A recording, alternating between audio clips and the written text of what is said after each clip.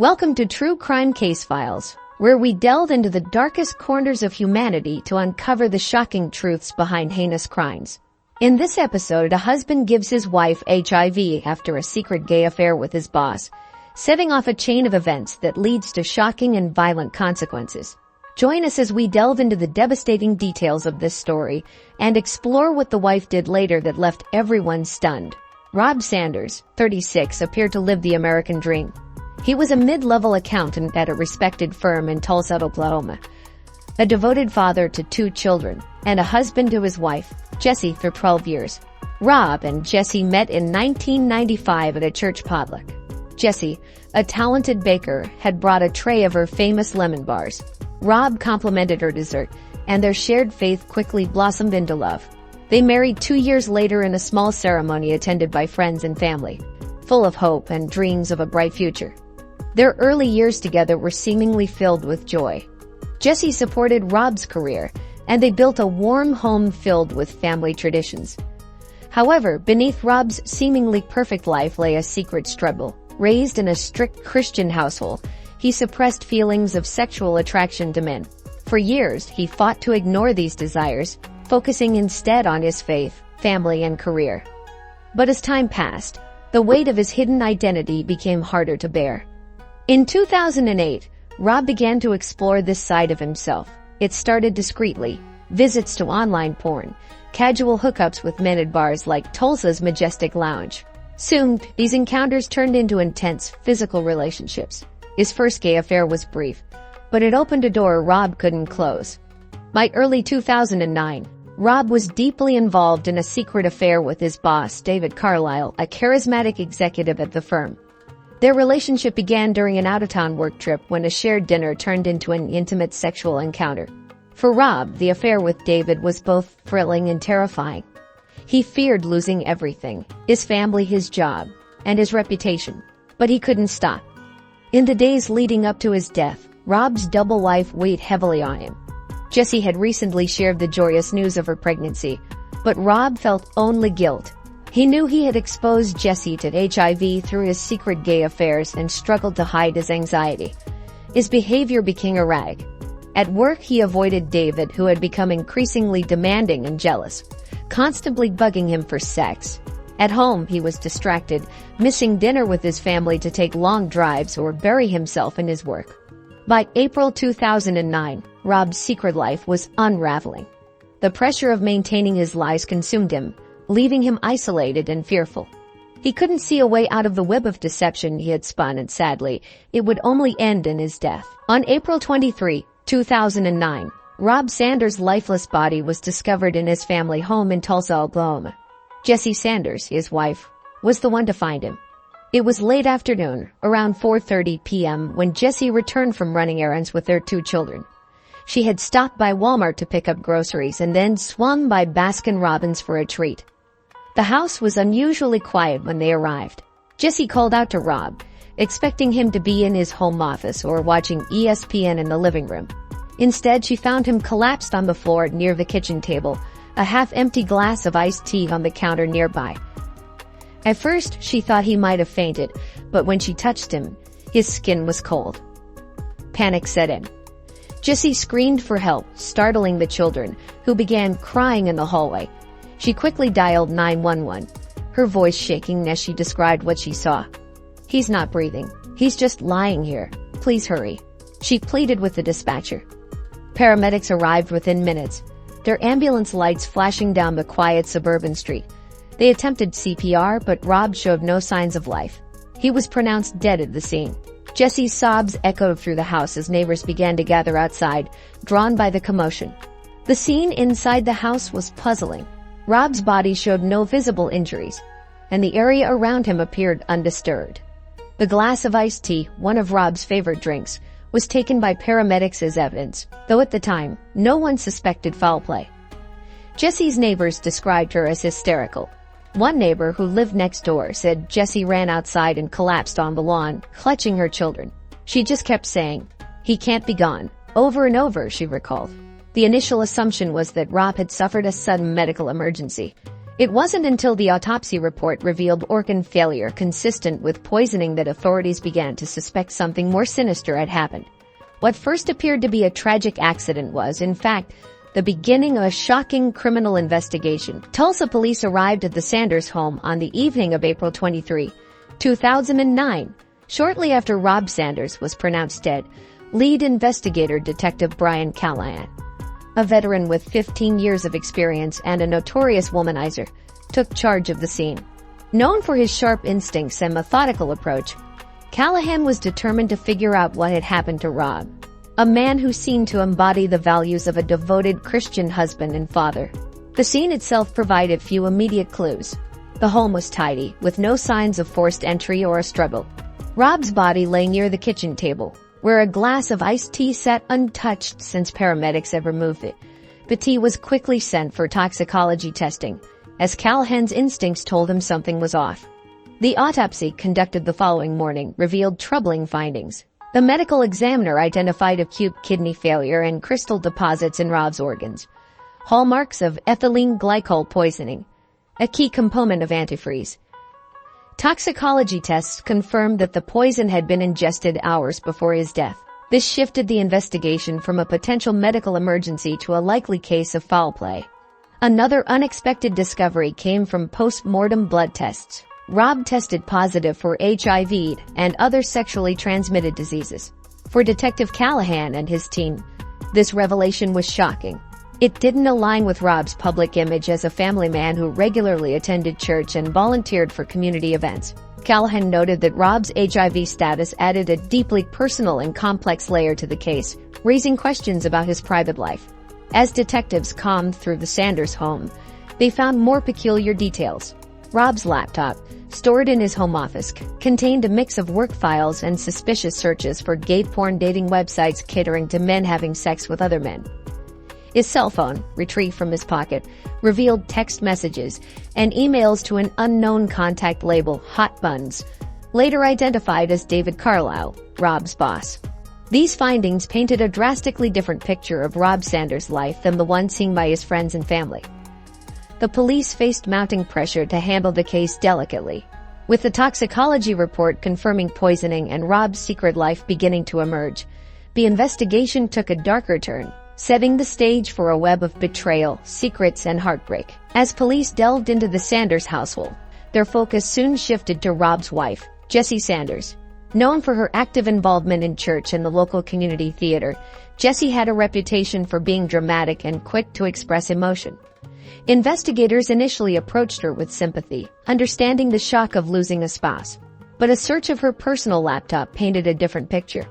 While examining Jessie's computer, detectives uncovered alarming search queries in her browsing history. Searches such as how to poison someone without them knowing, antifreeze poisoning symptoms, and undetectable poisons that mimic natural death stood out. The timestamps on these searches were even more incriminating. They occurred in the weeks leading up to Rob's death. Jessie had also recently visited websites selling ethylene glycol, a substance confirmed to have caused Rob's fatal poisoning. When confronted with this evidence, Jessie's initial reaction was a mix of denial and exaggerated grief. Detective Callahan, leading the interview, described her demeanor as overly theatrical. She was crying, clutching her chest, and fake vomiting in a way that didn't feel natural. Callahan later recounted, "It was like watching a telenovela, not someone processing real grief. Something he would have known through his years of ruthless womanizing."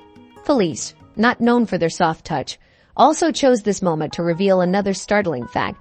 Rob had tested positive for HIV and other sexually transmitted diseases. Jessie's reaction to this news was explosive. She screamed, ripping her shirt up, and slammed her fists on the table, and declared that she had no idea about Rob's diagnosis. However, her over-the-top response raised eyebrows among the investigators, who were already skeptical due to her theater background. Jessie claimed she had been completely unaware of Rob's health issues or his alleged infidelity, describing him as a perfect husband and father who would never betray her. However, Callahan and his team couldn't ignore the suspicious timing of her internet searches and her strained relationship with Rob in the months before his death.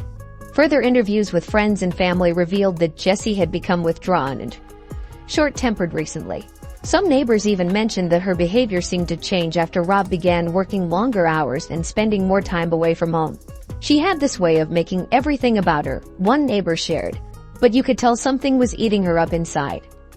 Though Jessie maintained her innocence, the mounting evidence suggested she had the motive, means, and opportunity to poison her husband.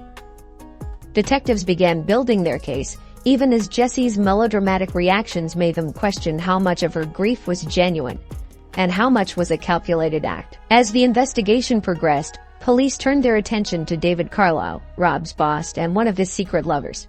David, 48, was a polished and charismatic executive at the accounting firm where Rob worked. Outwardly, David projected the image of a successful family man complete with a wife and children. Privately, however, he led a double life filled with clandestine gay relationships that contradicted his public persona. Detectives visited David at his Tulsa office on a crisp April morning in 2009. The building, adorned with the polished signage of a well-known firm, exuded professionalism, but the conversation inside David's office was anything but routine. When confronted, David initially denied knowing anything about Rob's HIV status or his death. However, when detectives presented evidence of his explicit text messages and emails with Rob, the facade crumbled. David admitted to having an affair with Rob, describing their relationship as complicated. He revealed that he and Rob had begun their secret relationship a year earlier after late nights working on a high-pressure corporate project.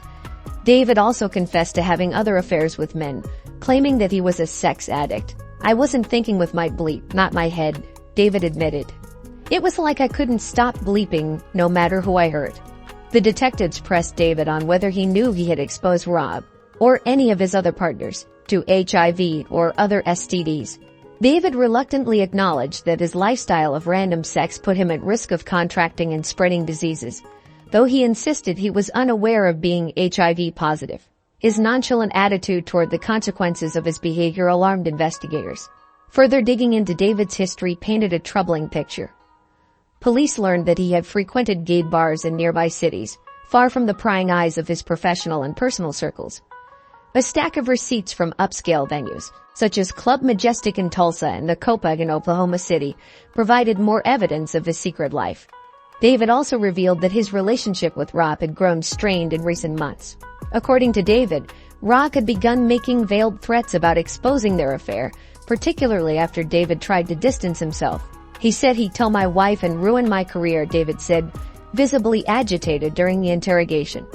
While David's confession shed light on Rob's private struggles, it also placed him under a cloud of suspicion. Police considered whether David, desperate to protect his reputation, might have been driven to silence Rob permanently.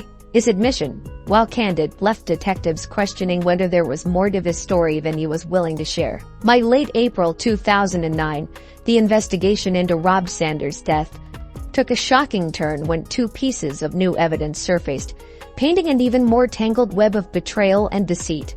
The first pivotal discovery came as detectives scrutinized Jessie Sanders' medical records and phone activity, suspecting there was more to her story than she had initially shared. Investigators learned that Jessie had been diagnosed as HIV positive 2 weeks before Rob's death, a fact she had deliberately hidden from police. Even more startling was the revelation that Jessie was 6 weeks pregnant at the time of her diagnosis. Her concealment of these critical details raised significant questions about her motives and her state of mind in the days leading up to Rob's murder. Detectives uncovered this information through a subpoena of Jessie's medical records from a local clinic. The records not only confirmed her HIV diagnosis, but also indicated she had sought counseling for extreme emotional distress. The timing of these visits coincided with Jessie's internet searches for undetectable poisons, further intensifying suspicion that she had premeditated the crime. As investigators pieced together Jessie's secrets, a second bombshell emerged. Rob had been having an affair with Jessie's father, John J.D. Jensen, a 56-year-old retired contractor and staunch advocate of conservative family values. The discovery came from Rob's phone records, which revealed explicit text messages and even naked photos traded between him and J.D. The tone of their exchanges, along with incriminating sexually graphic photos found on Rob's laptop, left little doubt about the nature of their relationship. The revelation of J.D.'s involvement stunned the investigative team. Interviews with Jesse's family and friends painted JD as a strict but caring patriarch who often spoke passionately about traditional values. The irony of his secret double life was not lost on detectives, who now had to consider his potential involvement in Rob's death. The discovery of Rob's relationship with JD reframed the entire investigation. Detectives now faced a case involving multiple layers of betrayal. Jesse's hidden rage over her HIV diagnosis, Rob's secret relationships with men, and JD's clandestine affair with his own son-in-law. Each new piece of evidence deepened the mystery and shifted the focus of the case. While Jesse remained a prime suspect, JD's secret added a complicated motive for both him and his daughter. Police now had to determine whether Jesse acted alone or if her father's affair, and the shame it brought to their family, had driven them to conspire against Rob. As police delved deeper into the life of John J.D. Jensen, they uncovered a man of sharp contradictions. At 56, J.D. was a retired contractor and a well-known figure in his small Oklahoma town. He was widely recognized for his outspoken support of conservative family values, a platform he championed during an unsuccessful bid for local office in 2007. J.D. often attended town hall meetings, spoke at church events, and penned letters to the editor of the Tulsa World, railing against what he called the erosion of traditional Christian morals. But behind closed doors, J.D. led a very different life. Police learned that J.D. had engaged in a series of clandestine sexual relationships with men, many of whom were prominent figures in the community. This double life was a well-kept secret until investigators began piecing together his connection to Rob Sanders. The relationship between J.D. and Rob started innocently enough. J.D. frequently visited Rob in Jesse's home, often helping with handyman tasks or playing with his grandchildren. Rob, who was also struggling with his feelings about his sexuality, found comfort in J.D.'s easygoing demeanor. Conversations between the two men became more personal, with J.D. sharing his own struggles with sexual identity and his regrets about living a life dictated by societal expectations. According to text messages and emails retrieved by police, the friendship took a romantic turn one evening in late 2008. After a long day of home repairs, the two men sat on the back porch, sharing a six-pack of Bud Light and reflecting on their lives. J.D. confided in Rob about his past affairs with men and his constant fear of being discovered. Rob, emboldened by J.D.'s vulnerability, admitted his own struggles and feelings of isolation. What began as a consoling hug escalated into a passionate kiss, marking the start of their secret affair.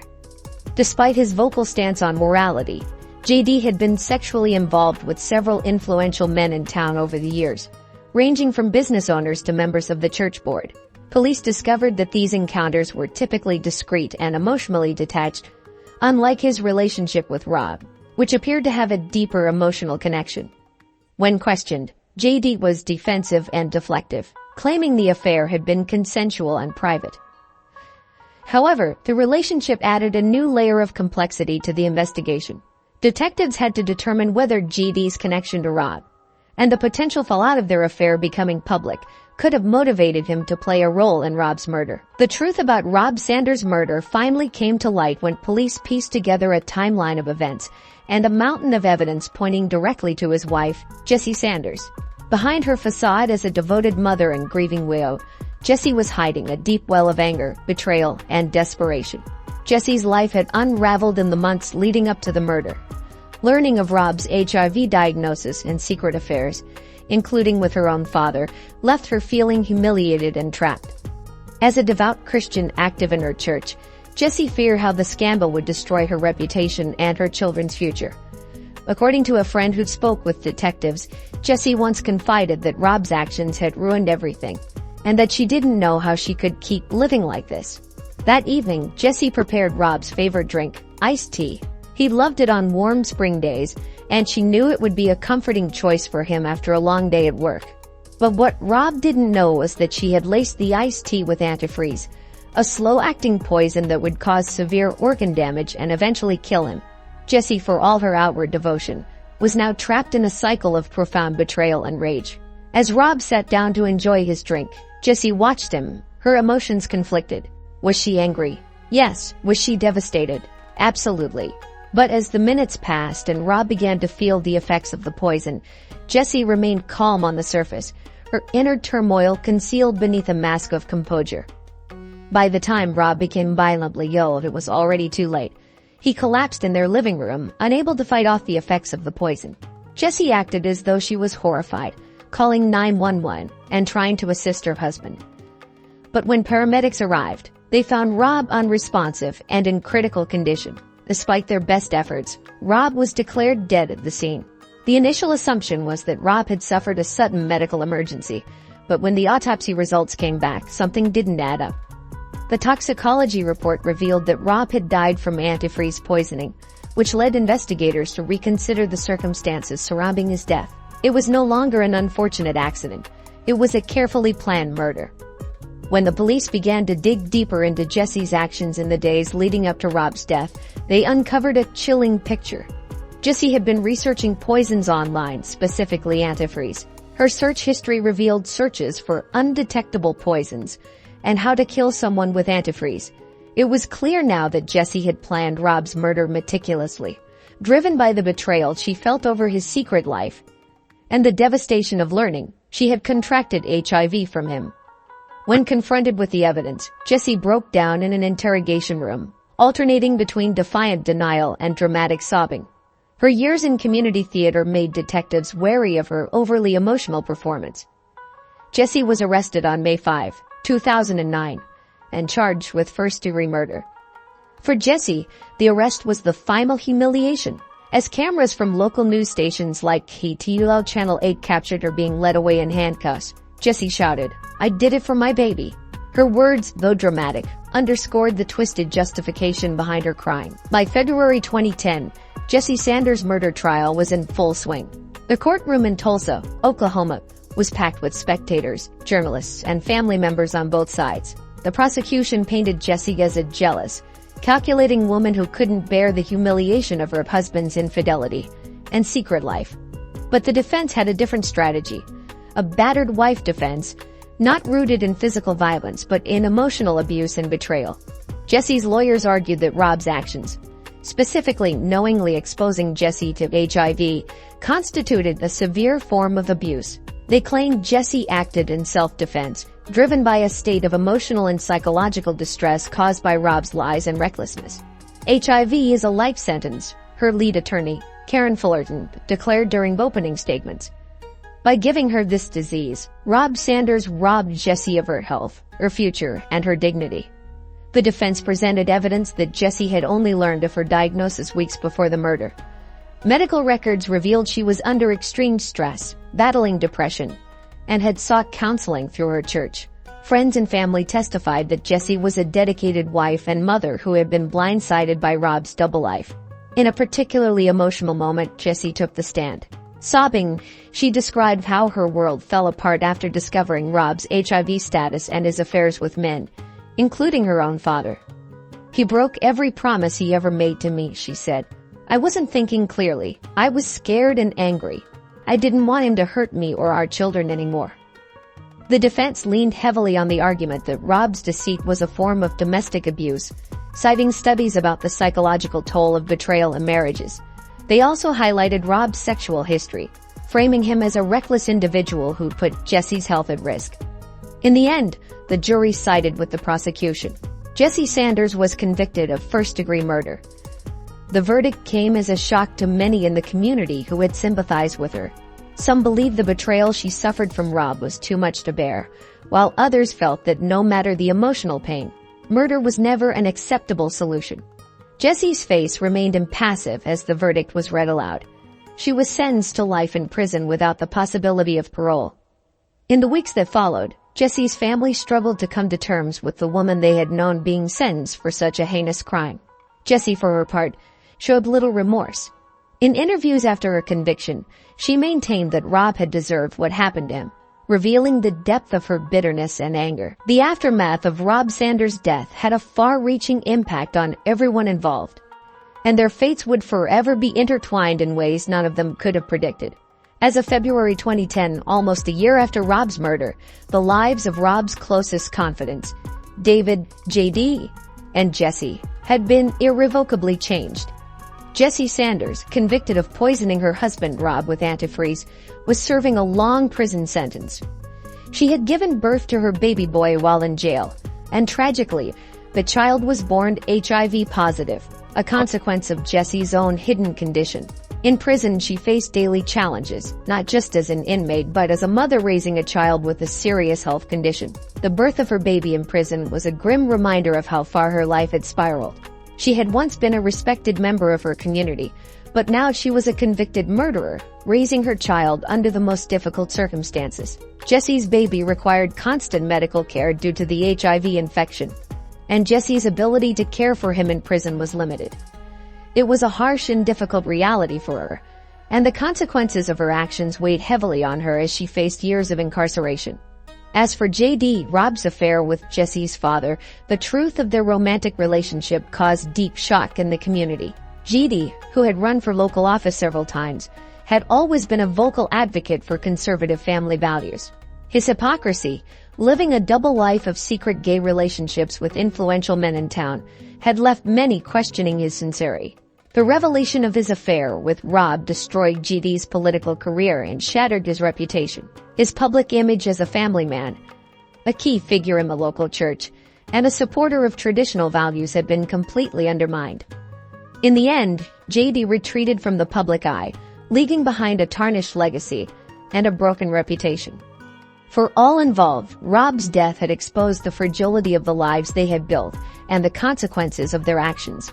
The small town, once buzzing with gossip and shock, slowly moved on, but the scars left by the scandal would never fully heal.